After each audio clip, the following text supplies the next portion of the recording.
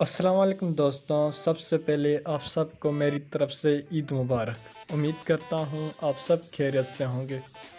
آج پھر ہم ایک نیو ویڈیو میں حاضر ہوئے ہیں۔ آج ہم بات کرنے والے ہیں ٹویوٹا وٹز 2017 ماڈل کی، جو کہ 48,000 کلومیٹر چلی ہوئی ہے اور یہ رجسٹر لاہور سے ہے۔ ان کا فیول پیٹرول پر ہے۔ کنڈیشن آپ سامنے دیکھ سکتے ہیں۔ ان کی رم مجھے بہت اچھی لگی۔ جب میں نے ان کے آنر سے بات کی تو انہوں نے مجھے پوری ڈیٹیل بتائی۔